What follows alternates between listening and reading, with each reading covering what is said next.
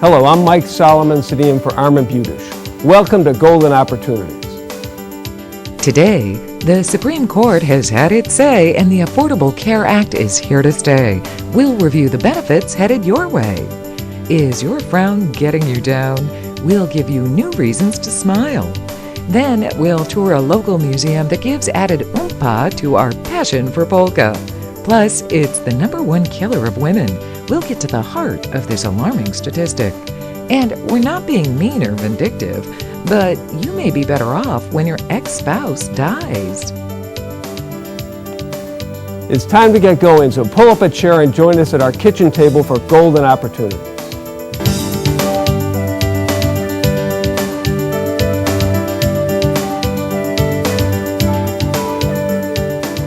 The Affordable Care Act, also known as Obamacare, is going forward. But what does it really mean in this plan? And what does it mean for you and your family?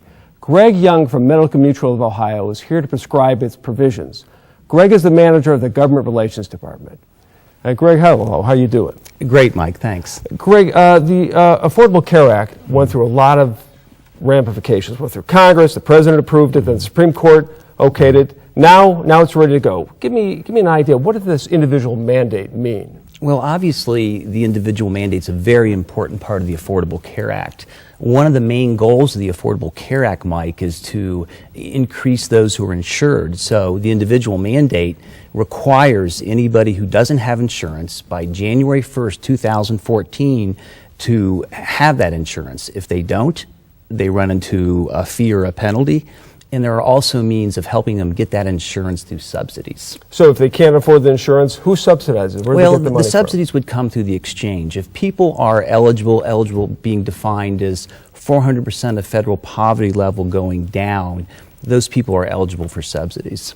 Okay, I understand a major part of the act was to allow parents to keep their children insured until age 26. Is that still in place, and how does it impact things going forward? That still is in place, and it's going to be very helpful moving forward. Again, what are the goals? One of our major goals is increasing those who are insured.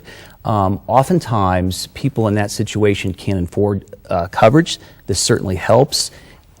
With the Affordable Care Act, to the age of 26, they have the ability to stay with their parents' coverage if they don't have affordable coverage offered by their employer. In the state of Ohio, we have to the age of 28 where the dependents can stay on their parents' coverage. One more quick one. A big deal is that, pre-existing conditions. Under the new law, that's been changed a lot. How does that work? And when does it become effective? Well, it becomes effective in two different dates. Under the age of 19, it is now effective. January 1st, 2014, everybody with a pre-existing condition can go ahead and access care.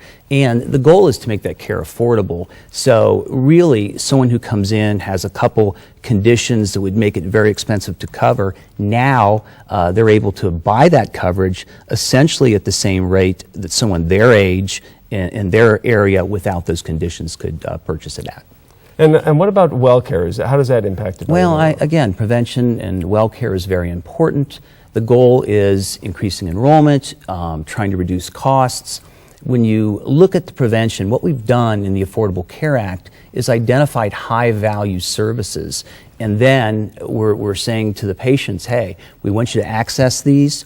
There won't be the co-pays, the deductibles, so it makes it affordable. And the goal is, early diagnosis, early treatment, and then reducing the cost of those treatments.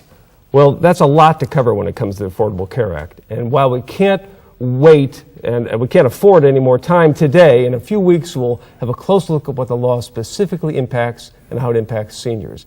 My thanks to Greg for joining us today, and to learn more, use the information that's coming up next. To find out more, visit Medical Mutual of Ohio's website at www.medmutual.com. Next, we'll bring a smile to your face.